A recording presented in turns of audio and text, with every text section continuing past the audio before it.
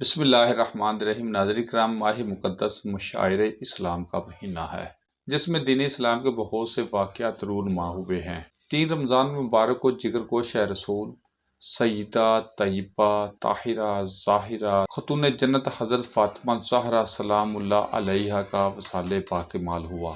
10 رمضان مبارک کو ملائکہ عرب ام المومنین حضرت خدیجہ الکبریٰ سلام اللہ علیہا کا وصال بھی ہوا۔